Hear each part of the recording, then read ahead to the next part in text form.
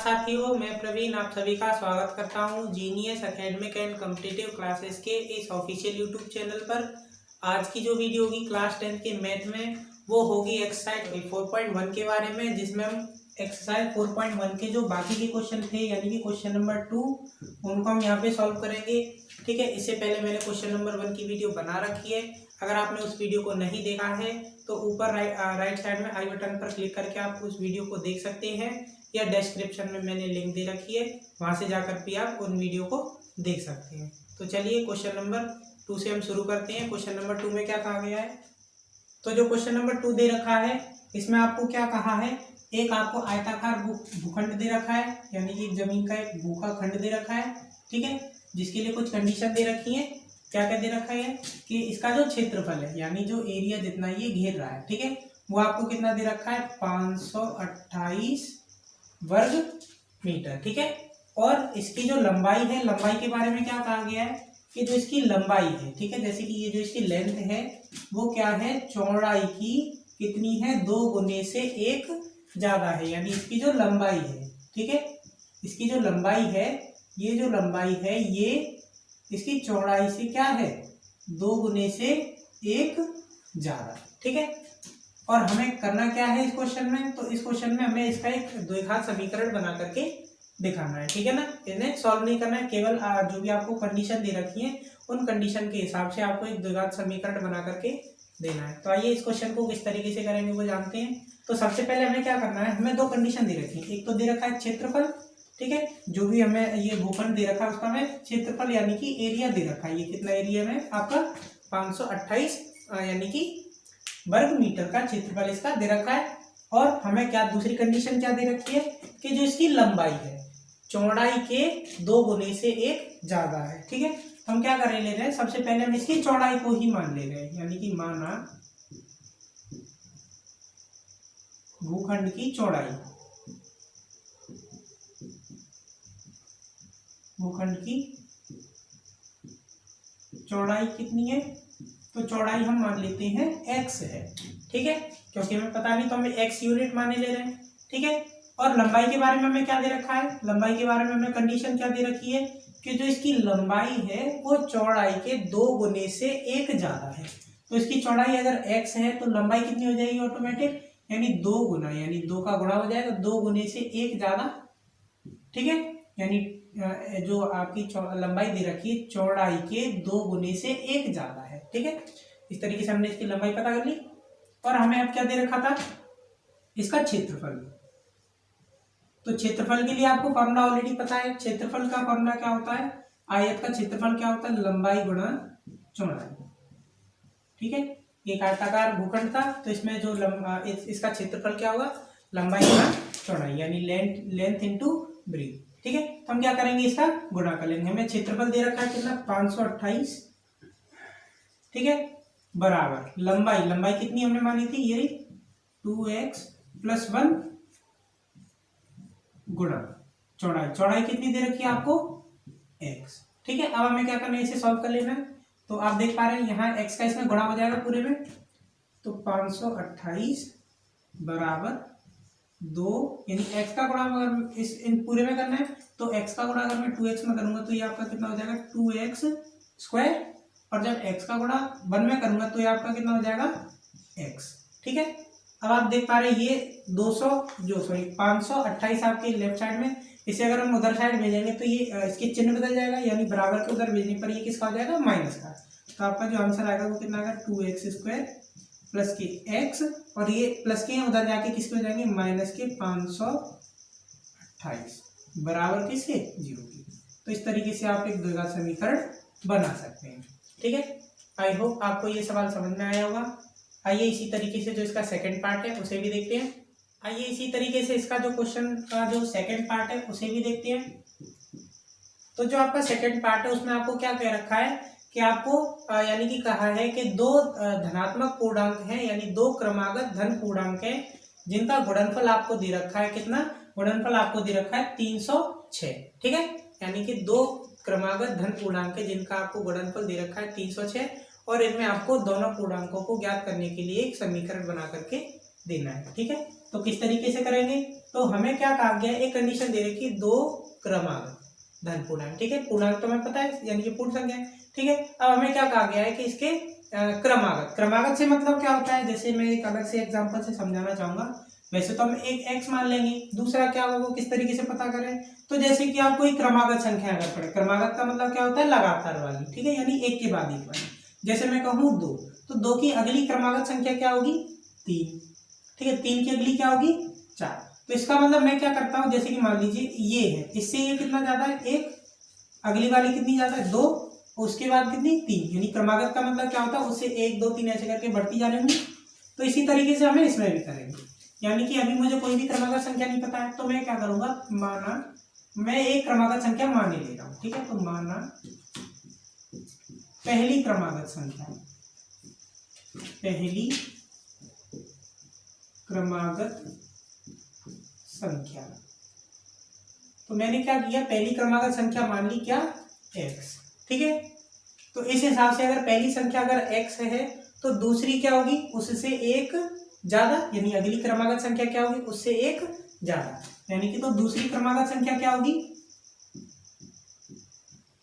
दूसरी क्रमागत संख्या क्या होगी, तो वो हो जाएगी आपकी ऑटोमेटिक कितनी, x+1, यानी उससे एक ज्यादा, ठीक है। अब हमें कहा क्या है कि दोनों क्रमागत जो पूर्णांक हैं उनका गुणनफल दे रखा है। तो दोनों क्रमागत संख्या क्या है, एक तो है x, ठीक है, और दूसरी क्या है, x+1, ठीक है। इन दोनों का हमें गुणनफल कितना दे रखा है, 306, ठीक है। हमें क्या कहा था, 2 क्रमागत धन पूर्णांक है जिनका गुणनफल, यानी इन दोनों का अगर हम गुणा करें तो आंसर क्या दे रखा है, 306 आता है। तो हमें दोनों पूर्णांक के लिए हमें समीकरण बताना है। तो सेम टाइप से ये भी सवाल बन गया, हमें क्या करना है, x का इसमें गुणा कर देंगे इस वाले में पूरे में, और 306 को इधर ले लेंगे, ठीक है। इस तरीके से हम एक द्विघात समीकरण बना सकते हैं। तो x का गुणा अगर मैं इसमें करूंगा तो ये आपका कितना हो जाएगा, x का गुणा अगर x में करेंगे तो x², और इस x का गुणा जब मैं 1 में करूंगा तो ये कितना हो जाएगा, x बराबर ये आपका कितना है, 306, ठीक है। अब 306 इधर काय है, यानी कि ये आपका प्लस का है, इधर आकर के किसका हो जाएगा, माइनस का, यानी x² प्लस की x माइनस के 306, ठीक है। इस तरीके से आप एक द्विघात समीकरण पता कर सकते हैं, ठीक है। अच्छा, इसमें एक चीज और आपको ध्यान रखनी होती है कि अगर कोई चीज कॉमन मिल रही है तो हम उसे पहले ही कैंसिल आउट कर लेंगे, ठीक है। इस चीज का भी आपको ध्यान देना होता है, ठीक है। तो आइए इसी तरीके से इसका जो थर्ड पार्ट है उसको देखते हैं। आइए इसी तरीके से इस क्वेश्चन के थर्ड पार्ट को जानते हैं, जिसमें आपको दे रखा है रोहन की जो माँ है उसकी आयु क्या है, कि रोहन से 26 वर्ष बड़ी है, यानी रोहन की माँ की आयु क्या है, उससे 26 वर्ष बड़ी है वो, ठीक है। और हमें कहा है कि 3 वर्ष बाद क्या है, 3 वर्ष बाद क्या होता है कि इनकी आयु का गुणनफल, ठीक है, इनकी आयु का गुणनफल कितना हो जाता है, 360 हो जाता है। तो हमें दोनों की आयु के लिए ज्ञात करने के लिए एक द्विघात समीकरण बनाना है, ठीक है। आइए किस तरीके से होगा ये सवाल देखते हैं। तो हमें क्या करके रखा है कि रोहन की माँ की आयु रोहन से 26 वर्ष अधिक है। तो पहले हम क्या करे ले रहे हैं, दोनों की आयु पता करे ले रहे हैं, यानी मैंने क्या करा, रोहन की मैं आयु मानने ले रहा हूं x, यानी माना रोहन की वर्तमान आयु,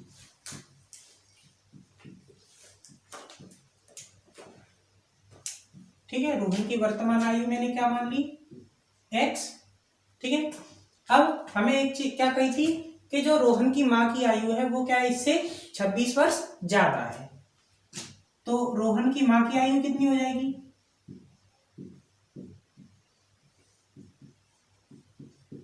माँ की वर्तमान आयु,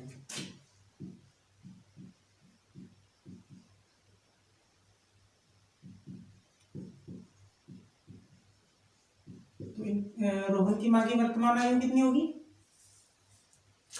तो ये हो जाएगी आपकी x+ कितने कितने कितने वर्ष अधिक है, 26, तो यानी कि x+26 हो जाएगी, यानी रोहन की माँ की वर्तमान आयु कितनी होगी, x+26। अब हमें क्या कहा गया था कि 3 वर्ष बाद, तो हम क्या करेंगे आपको, यानी कि 3 वर्ष बाद क्या होगा, ये भी 3 साल बढ़ेगा और ये भी 3 साल बढ़ेगी, है ना। तो दोनों की आयु में 3-3 साल की वृद्धि हो जाएगी, यानी बढ़ जाएगी। तो 3 साल बाद, 3 वर्ष बाद, 3 वर्ष बाद क्या होगा, रोहन की आयु कितनी हो जाएगी,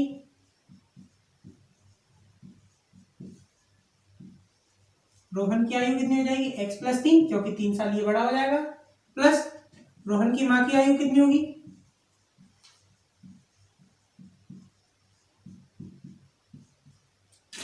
x प्लस 26 है, इसमें भी 3 वर्ष का इंक्रीज हो जाएंगे, यानी कि टोटल कितना हो जाएगा आपका 26 और 3 29, यानी x प्लस 29। ठीक है, यानी रोहन की माँ कितने आयु की हो जाएंगे x प्लस 29, और रोहन कितने को हो जाएगा x प्लस 3। अब हमें कहा क्या था कि 3 वर्ष पश्चात इन दोनों की आयु का गुणनफल कितना हो जाएगा 360 हो जाएगा। तो 3 वर्ष पश्चात की हमने आयु पता कर ली, तो हमें क्या कहा गया था 3 वर्ष पश्चात इन दोनों की आयु का गुणनफल, तो दोनों की आयु ये रही, यानी कि x प्लस 29, इन दोनों की आयु का गुणनफल किसके बराबर हो जाएगा 360 के। ठीक है, अब यहाँ से हम इसे एक द्विघात समीकरण में बदलेंगे, तो आपको पता है इनका गुणा करना है आपस में, तो पहले हम x का गुणा इस पूरे में करेंगे, फिर 3 का गुणा इस पूरे में करेंगे। तो आइए देखते हैं, सबसे पहले x का गुणा इसमें होगा तो ये हो जाएगा x स्क्वायर, x का गुणा जब 29 में करेंगे तो ये हो जाएगा 29x, अब 3 का गुणा अगर मैं x में करूंगा तो ये हो जाएगा आपका 3x, और 3 का गुणा अगर मैं 29 में करूंगा तो ये आपका कितना हो जाएगा, यानी कि 9 3 27 की 7 हासिल 2 और 3 दूनी 6 और 2 8, यानी कि 87। ठीक है, 87 बराबर ये आपका कितना है 360। ठीक है, 360 को हम इधर ले लेंगे और आप देख पा रहे हैं ये भी जुड़ जाएंगे आपस में, तो यानी कि x स्क्वायर प्लस 29 और 3 ये आपके कितने हो जाएंगे 32x प्लस 87 बराबर 360 को हम अगर इधर ले लेंगे तो ये 360 प्लस का इधर आके किसका हो जाएगा माइनस का, 360 बराबर 0। अब आप देख पा रहे हैं 87 में से 360 घटाना है तो ये आपका कितना बचेगा एक्स स्क्वायर प्लस की 32x। ठीक है, माइनस का आंसर आएगा, जो भी आएगा वो कितना आएगा आप देख सकते हैं, जैसे कि 3, और ये आपका कितना बचेगा, यानी कि आप अलग से चाहो तो कर सकते हो 273। ठीक है, तो इस तरीके से ये आपका द्विघात समीकरण बन के आ जाएगा। ठीक है, इस द्विघात समीकरण की मदद से हम दोनों की आयु का पता भी कर सकते हैं। ठीक है, आइए इसी तरीके से जो इसका लास्ट क्वेश्चन है उसे भी देखते हैं। आइए क्वेश्चन नंबर 4 को देखते हैं। इसमें आपको दे रखा है कि एक रेलगाड़ी है यानी कि ट्रेन है जो क्या करती है 480 किलोमीटर की दूरी एक समान चाल से तय करती है। ठीक है, आगे हमें कंडीशन क्या दे रखी है कि यदि जो रेलगाड़ी है वो क्या करती, यानी उसकी चाल अगर 8 किलोमीटर प्रति घंटे कम होती तो वो यानी कि इसी दूरी को 3 घंटे यानी कि तय करने में 3 घंटे अधिक लेती। ठीक है, तो हमें पूछा ये है, यानी कि इसका भी एक द्विघात समीकरण बना करके हमें देना है। ठीक है, यानी कि आपको दे रखी दूरी दे रखी कितनी 480 किलोमीटर, और आपको कहा है कि जो इस समान चाल से चलती है, ठीक है, अगर वो अपनी चाल में क्या कर दे 8 किलोमीटर की कमी कर दे तो वो उसे 3 घंटा अधिक लगेगा, यानी कि उस दूरी को तय करने में 3 घंटा अधिक लगेगा। तो इसके लिए किस तरीके से द्विघात समीकरण बनाएंगे आइए देखते हैं। तो सबसे पहले आपको दे रखा है दूरी दे रखी है कितनी 480 किलोमीटर। ठीक है, अब हम यहाँ से क्या करेंगे, हम समय का रिलेशन निकालेंगे। ठीक है, यानी मैं क्या करे ले रहा हूँ, इसकी चाल मानी ले रहा हूँ कितनी x किलोमीटर प्रति घंटा, इसकी क्या है चाल है। ठीक है, मैंने रेलगाड़ी की चाल मान ली कितनी x किलोमीटर प्रति घंटा। तो मैं अगर यहाँ से समय निकालूं, समय बराबर क्या होता है, तो आपने एक फॉर्मूला पढ़ा होगा, चाल बराबर दूरी बटे समय। ठीक है, अगर मैं यहाँ से समय की वैल्यू निकालना चाहूँ यानी समय, तो इसका यहाँ गुणा कर यानी कैंची वाला गुणा करें तो समय ऊपर आ जाएगा चाल नीचे, यानी समय बराबर क्या होता है आपका दूरी बट्टे चाल। ठीक है, दूरी बट्टे चाल। तो यहां से मैं देखूं दूरी बट्टे चाल, तो आपको समय दे रखा है, यानी कि अगर मैं यहां से देखूं तो दूरी आपकी कितनी 480 बट्टे चाल कितनी आपकी x। ठीक है, यहां से मैंने यानी कि इसके समय निकाल लिया। अब मुझे क्या कह रखा है, एक कंडीशन और दे रखी है कि यदि ये क्या करती कि अपनी चाल को क्या करती 3 घंटे यानी 3 किलोमीटर प्रति घंटे कम कर ले, तो एक नई कंडीशन दे रखी क्या, यानी दूरी तो अभी भी सेम है, यानी नई कंडीशन के हिसाब से दूरी तो अभी भी सेम है, दूरी तो उतनी है, खाली इसने क्या किया कि अपनी चाल में 8 किलोमीटर प्रति घंटे की कमी कर ली। तो उसकी चाल कितनी होगी x minus 8 kilometre per hour kilometre प्रति घंटे। ठीक है, तो अब समय कितना लेगी वो, तो समय उसने बताया कि जो उसने समय लिया, वैसे समय कितना लगता है 480 बट्टे x माइनस आर। ठीक है, इतना समय लगना चाहिए था, पर उसने ये कहा कि जो समय ये लेती है वो क्या है कि 3 घंटे अधिक लेती है। यानी अगर वो अपनी चाल में क्या कर दे, 8 किलोमीटर प्रति घंटे की कमी कर दे, तो वो क्या करेगी, 3 घंटे अधिक लेगी।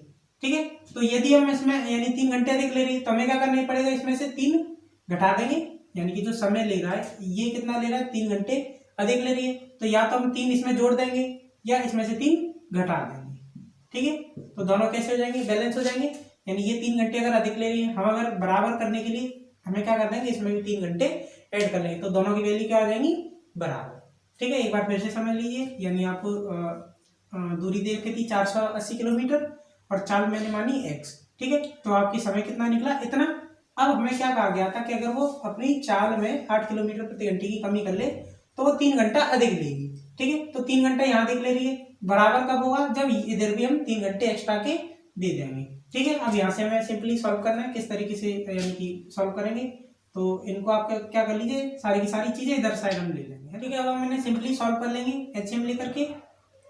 तो ये आपका एलसीएम कितना आएगा, यानी कि आपका एलसीएम एक्स आ जाएगा, इस एक्स का यहाँ गुणा हो जाएगा, यानी 480 प्लस के 3x बराबर ये कितना हो जाएगा, 480 बटे x माइनस आर।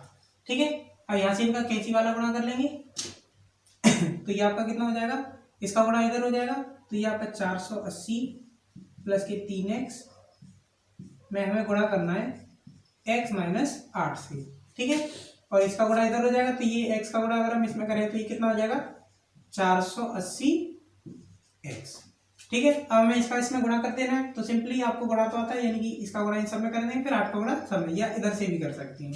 ठीक है, तो जैसे मैं अगर गुणा करूंगा तो जैसे मैं इधर से करेंगे, ठीक है, यानी इसका गुणा इन दोनों में करेंगे, फिर इसका गुणा इन दोनों में। तो 480 का गुणा अगर मैं x में करूंगा तो ये कितना हो जाएगा, 480x।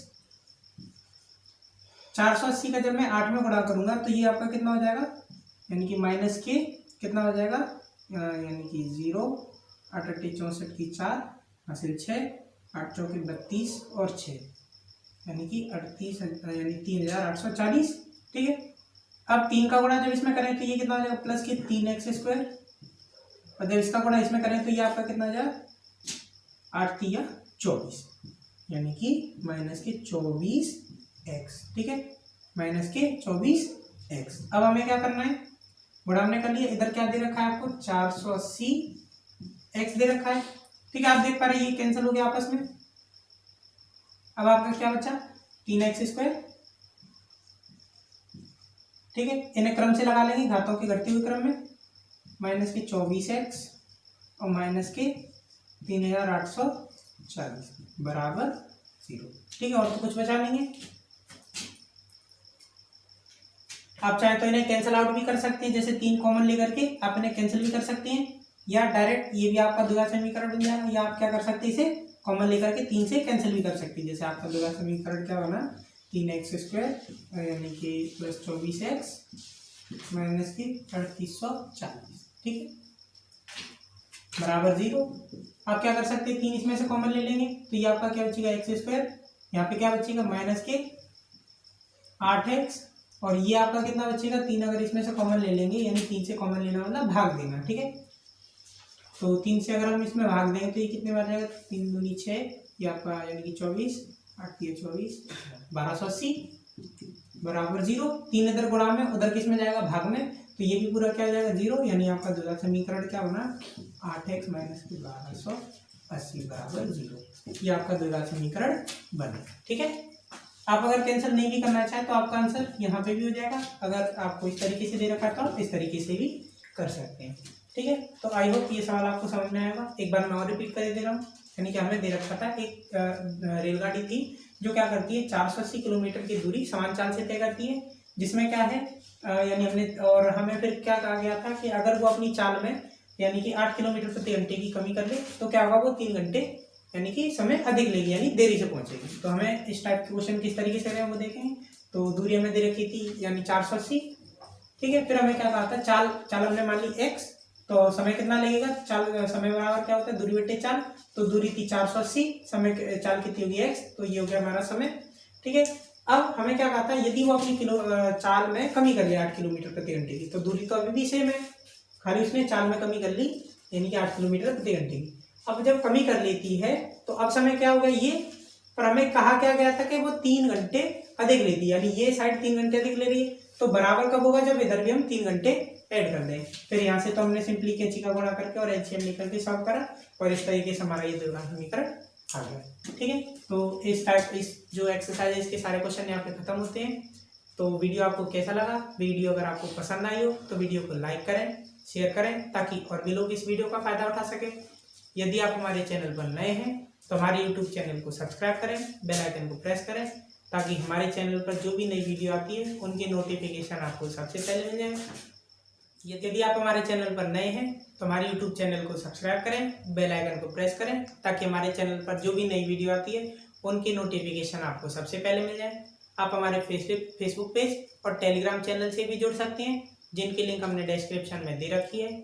तो मिलते हैं हम नेक्स्ट वीडियो में, तब तक के लिए goodbye, take care, thanks for watching.